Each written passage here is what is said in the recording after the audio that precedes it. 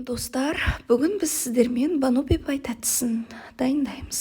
Ол үшін бізге керекті ұн алдын ала өлшеніп алынған, електен өткізілген, бөлме температурасындағы сары май 2 ас қасық қаймақ, 2 жұмыртқаның сары уызы, сахарная пудра 100 грамм, қамыр қопсытқыш 10 грамм және ішіндегі начинкасына банан мен варенка, бетінде кремге Чудское озеро 33%-дан кем емес сливки және творожный сыр мен сахарная пудра керек.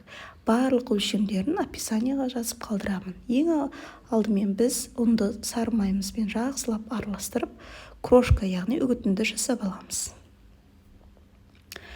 Бұл жерде бір нәрсе айтып өткім келеді. Мен бұл жолы сіздерге рецепт түсіргенде варенканы, қарапайым дүкендегі варенканы қолдандым. Алдыңғы жолы Деповский варенкасын, оның алдында российский варенканы қолданған болатынмын. Олармен де өте әдемі шығады. Мына жол менде табылған осы варенка болды. Бұнымен де өте дәмді шықты. Қорықпай жасай берсеңіздер болады. Негізі ана варенкалардың бұдан айырмашылығы термостойкий, яғни ағып кетпей өзін ұстауында. Енді осы крошкамызға үстіне 2 ас қасық қаймағымыз жақсылап саламыз. 2 жұмыртқаның сары уызы, яғни сарысы мен алдын ала бөліп дайындап алғам.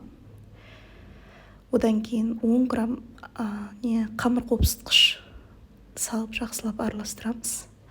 Одан кейін 100 грамм сахарная пудрамызды, яғни қант ұлпасы дейді ғой. Егер үйлеріңізде сіздерде блендер болса, 100 грамм қантты алып өздеріңіз үгітіп алсаңыздар болады. Өйткені құмшекердің орнына сахарная пудраны қоссаңыз, қамырыңыз өте нәзік, өте әдемі болады, гладкий болып ше.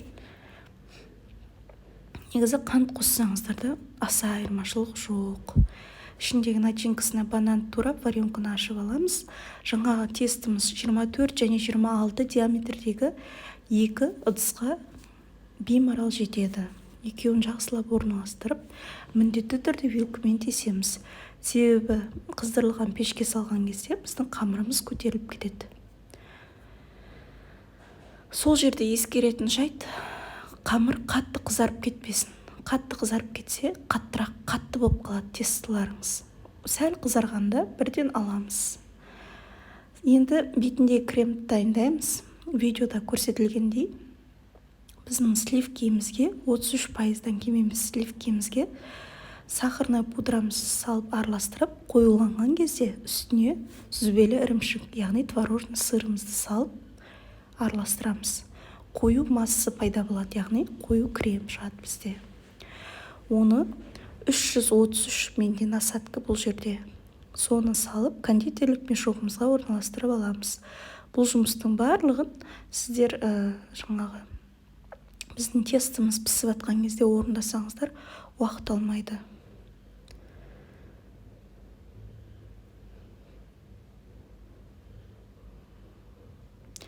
Тесті піскеннен кейін бөлме температурасында кемі 15 минут суытқандарыңыз дұрыс.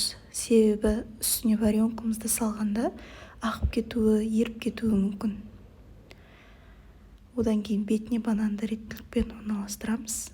Бізге видеода дұрыс түспей қалған бас аяғы 3 банан керек болады. 3 штук банан. Себебі бір тестіміздің өзіне кемінде 1,5 банан қажет болады. Бетіне осы видеода көргендеріңіздей кремді жақсылап құйып орналастырамыз. Егер сіздерде 333 Бану Бипайдың насадкасы болмаса тек қана кондитерлік мешоктың басын қиып орналастырсаңыздар да болады. Ол қиын емес. Көріп тұрғаныңыздарыңыздай бізде бірінші Бану Бипайымыз дайын. Астында тұрған жабысып қалмасын деп мен не салғам? Пергаментная бумага. Екіншісіне орналастырған жоқпыз. Құрамында сары май болғандықтан негізі жабыспайды. Бірақ өте нәзік бұл қамыр. Сондықтан салсаңыздар артық етпейді. Бұл пирогтың басқалардан айырмашылығы, бұл крем өзі нәзік карамеліміз бар ішінде. Одан кейін бананымыз бар. Өзі күтірлеп тұратын пирог шығады. аз болсын менімен бірге дайындаңыздар. Сіздермен болған мен Аяжан. Менің каналымның дамуы үшін ұнаса лайк басып, астына пікір қалдырып, міндетті түрде жасап көріңіздер.